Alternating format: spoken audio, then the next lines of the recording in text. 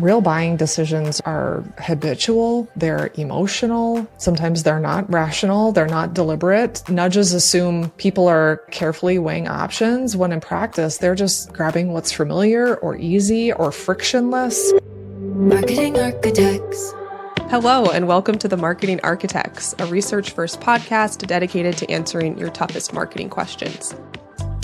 I'm Elena Jasper on the marketing team here at Marketing Architects, and I'm joined by my co-host, Angela Voss, the CEO of Marketing Architects. Hello. We're back with our thoughts on some recent marketing news, always trying to root our opinions in data, research, and what drives business results. Today, we're talking about behavioral economics, which has captivated marketers with clever experiments and psychological insights, things like nudges, choice architecture, and loss aversion. But when it comes to real-world marketing, where the stakes are high and the results have to scale, those theories sometimes fall short. So in this episode, we're going to dig into the gap between behavioral theory and marketing reality.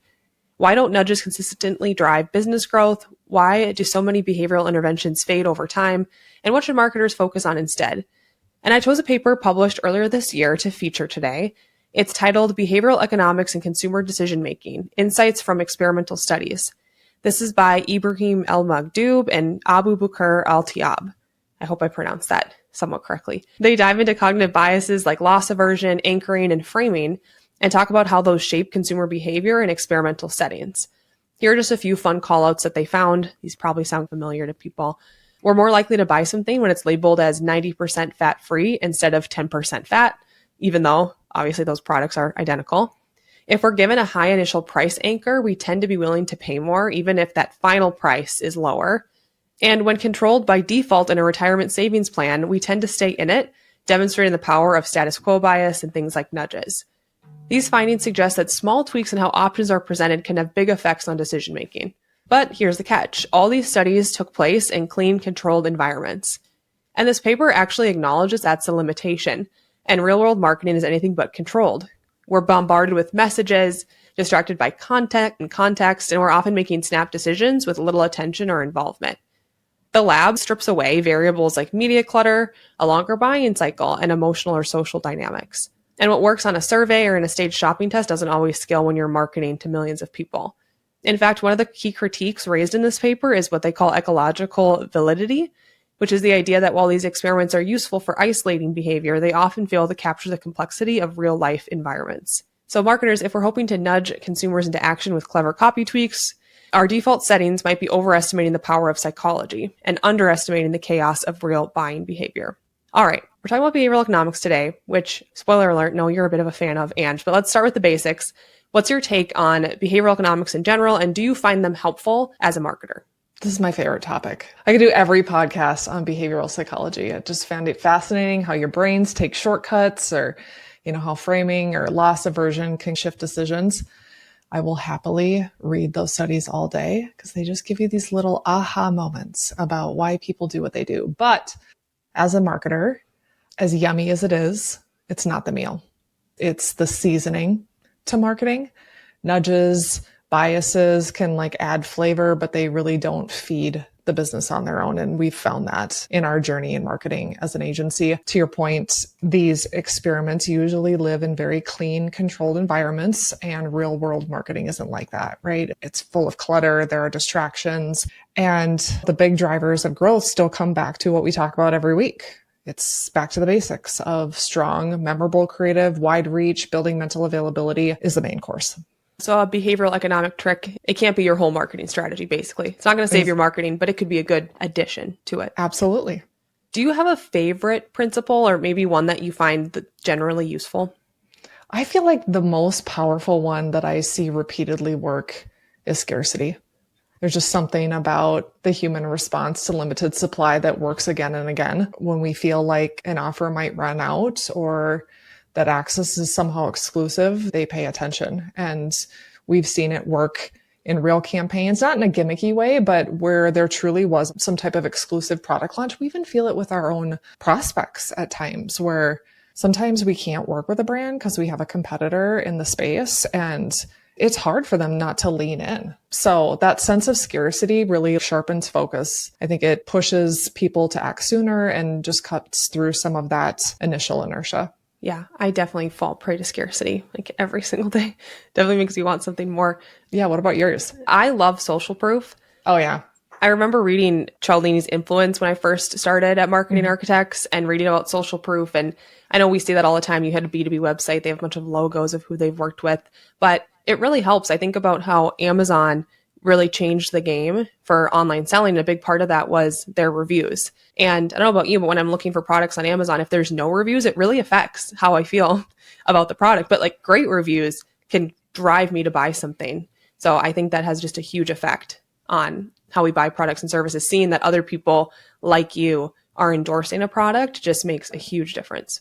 Yep. When have you seen behavioral economics have larger business outcomes in marketing? I know that we don't want to depend on them, but are there times when you've seen them work really well? I think we have our own examples. I also think just in terms of a consumer and my own purchase behavior, I know it impacts, right? Apple's a master at using anchoring and framing to shape perception of value. They launch a new iPhone at a very high price point. Suddenly that lower priced model feels much more reasonable. They even kind of use a decoy effect, introducing like mid-tier options that nudge consumers towards the product that they want to sell. But in our own history, we were really committed to behavioral psychology in our early days of being more of a hardcore DR radio agency. Things like countdown clocks on offers and limited time framing. We had approaches where we would message, if your last name begins with A through N, call today. No way. Yeah. And like it worked. We would come up with a new control creative that would be almost impossible to beat, leveraging these tactics, but it would burn out. And I think that's the piece where we didn't have marketing effectiveness principles in play in the way that created sustainable growth for the brand. You could get people to act, which was great, but again, seasoning versus the meal.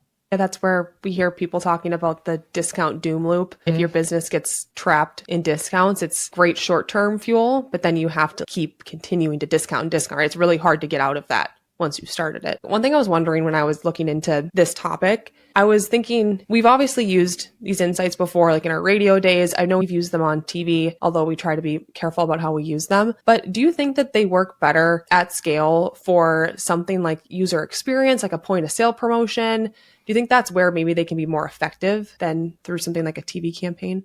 I think they can be effective at UX, but I also think they can be effective in TV. I just think the role is different. They add that flavor, that clever framing or, a strong guarantee urgency can heighten attention. If you think about like a Domino's, 30 minutes or it's free. It's this risk reversal nudge that reduces the fear of either wasting money or having to wait too long if the pizza's late, or like a Snickers. You're not you when you're hungry is sort of social proof and kind of identity framing. So maybe they show up different, but I definitely think they can be used in TV. Yeah, maybe they're just seen more on shelves or when people are really trying to make a sale in the moment. So one thing that the study talked about that I thought was interesting and helped frame up this episode is that we have all of these examples of behavioral insights, behavioral economic principles, and they're easy to see in a lab, but sometimes they fall flat when we start using them in marketing. Why do you think that can be? How much of your buying behavior as a consumer do you think you could strongly justify why you made that decision? Just our real world decision making is so cluttered and muddy versus that controlled environment. So real buying decisions are habitual, they're emotional. Sometimes they're not rational. They're not deliberate. Nudges assume people are carefully weighing options when in practice, they're just grabbing what's familiar or easy or frictionless. We talk about mental availability, physical availability, distinctive assets. All of those things play into a consumer making a decision in a way that is maybe not controlled for in a controlled environment. It's a little system one versus system two type decision making, and it just muddies it up.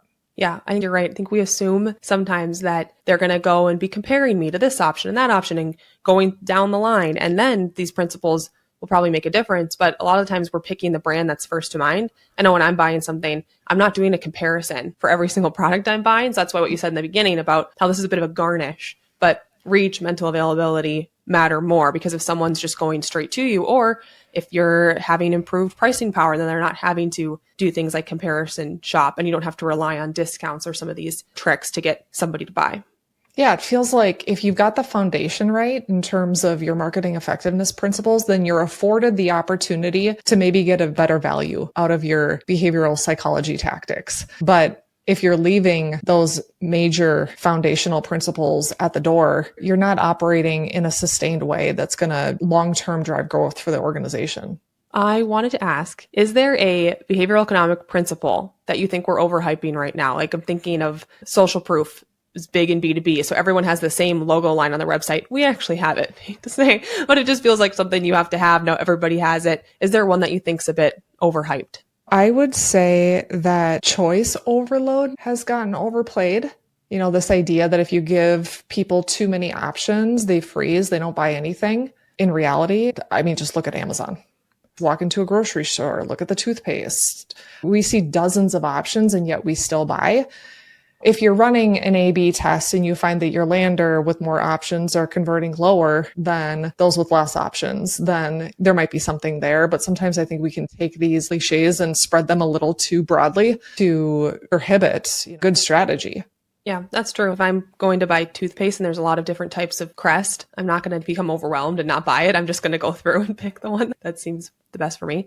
I was thinking about this, and I think that this idea of meeting people where they are is a bit of a behavioral economics principle. Like, how can we speak exactly to a certain type of person to influence them? And I think that's been overhyped in marketing for a while, which gets me to one of my favorite topics, which is over-targeting or hyper-targeting. And we think that's leading to better results. And really, if you could put a perfectly customized message in front of someone at the exact right time for them at the exact right moment, that would probably do better. But typically you're raising your cost to a point where it's just not worth it. So I think that's a principle that's gotten really popular, and it's hard because it does work in a lab. I could see that if you're running an experiment, like you could tailor something to me versus you, it's going to work better. But then we translate that to real world marketing. If I'm running a TV campaign, the more targeting parameters I add, the more expensive it's going to get. And so it just sort of breaks down in the real world. I don't know if that will ever go away or if we'll just find a way to do it. To be honest, like maybe eventually like AI will get good enough that we are going to be able to be that customized, unless there's a huge pushback with data privacy. I know we've had that back and forth, but that's an interesting thing to think about. Will marketers shift back, or will some marketers just continue on until that becomes a better way? I'd like to think more marketers are understanding the trade-offs of hyper-targeting. Yeah, I mean, the cost conundrum there is a massive one. But to your point, if there's a way to break through that, I know we have some of our own ways, either on the CTV side, being more regional, looking at zip-based targeting, first-party data, et cetera. And then, yeah, to your point, on the creative side, leveraging AI, we're already doing a little bit of that. And as that grows, performance marketers are afforded the ability to today understand whether or not that's worth it or not, even at the higher cost. And some of them might say it is, but in most cases, we've seen it not return a high enough response rate to overcome that cost conundrum, but it might change. Yeah. Always worth testing too, probably. How do you think marketers should think about mental availability as a concept versus behavioral tactics like nudging? Is one more reliable? I think sometimes we've got a lot of different terms here. How do you think we should think about it? Yeah, I think we touched on this a little bit already, but I would say mental availability is the more reliable lever, hands down, for sure. Nudges give you a bump here or there, change a button color, tweak the framing, add urgency, but they're situational. So I guess I think about it as nudges versus multipliers. You can potentially make a good message sharper or reduce friction in a purchase journey, but mental availability is the asset. It's the thing that keeps paying off long after the campaign's done. If you have to choose where to put your weight, build memory first, then layer these nudges on top. If we had to pick just one behavioral insight to use as a marketer, you can only have one in your toolbox, which one would you choose? I would say, I guess, to me, friction is a really bad thing for a marketer. And that could be not having enough physical availability is friction.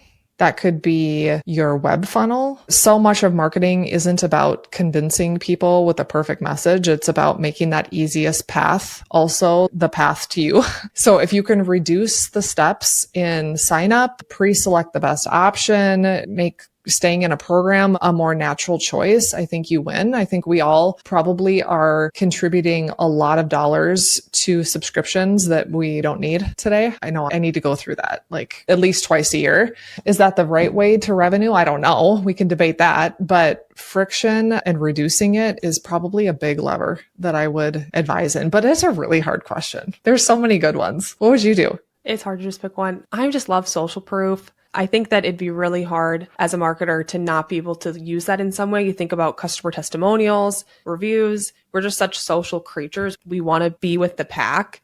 And I think if you weren't able to signal that, or if every brand could only have one, I would definitely want that one. If I had a bunch of social proof, I think that could fuel your marketing probably forever if you wanted it to. Even think about these little plush toys that everybody loves right now, Labubus. You see people with things, all of a sudden you're like, do I need a Labubu? Like maybe I do because everybody has one. I wouldn't want to lose that one personally. Yeah, that's a good one. Before we wrap up, this is not one of our planned questions, but I was curious, you love this topic. Is there anything that you feel like we didn't cover or anything that you think marketers should be aware of that we didn't talk about just because you're such a fan? Yeah, I think this topic, like a lot of others, I feel like sometimes can be really polarizing for marketers. If you live on the marketing effectiveness side, like if we had Byron Sharp on here, I think we'd be having a different conversation. I don't think he'd want to have this conversation. Yeah. But like, who was it that said a flower is just a weed with a marketing budget? Was it Rory Sutherland? Oh, I haven't heard that, but it's amazing. Yeah, it's an art and a science. And to be in a place where you're laying foundational principles that you know are going to result in growth for the organization because they're backed by billions of dollars of research is definitely the area to focus in. But I also feel like sometimes we talk with brand marketers that look at something like behavioral economics and some of these tactics that we're talking about today, and they shy away from it. I don't know if it feels too DR, it's too salesy. And so it's a polarizing topic. And to me, like, why can't we all be friends? I feel like there's a case for both to be made. I don't know. Maybe I'll be stoned by Byron Sharp on LinkedIn when this goes out. Who knows? But yeah, no, I think it's a good point that you don't want to probably be on too far of either extreme. This stuff does work. When Robert Cialdini published Influence, he had to make statements like, be careful about how you use this stuff because it's so powerful. I think that's either part of his book or part of his second book. He was saying that this can be used for evil. We're all such humans. We fall for this stuff all the time. So it can definitely be used in a cruel way. Like I know one of the examples he gives is someone comes to your door and they'll ask you something like, do you care about children? You're probably going to say, yeah, of course. Only a monster wouldn't care about children. Then they're going to say, would you like to donate to the local children's hospital? And like that bit of commitment, it makes it so difficult to do something different. And you don't want to go overboard with things like discounts or always relying on some sort of a countdown or limited time offer. But if you're not using this stuff at all, it feels like there must be a spot for it where you can get people to tip in, get people to try your brand for the first time, just testing out when it's worth it. It seems like ignoring it entirely or only relying on it, neither are good. We probably want to be somewhere in the middle. Pick up Influence by Cialdini and Persuasion. Yeah, they're really good books too. Both good books. Yeah. All right, to wrap us up here, what's a bias you fall for every time, even though by now you know better? It's scarcity. I already mentioned it, but there are only 5 airline tickets left at the price I'm looking at, and I'm a family of 5. I'm like, oh my God, I gotta go. Yeah.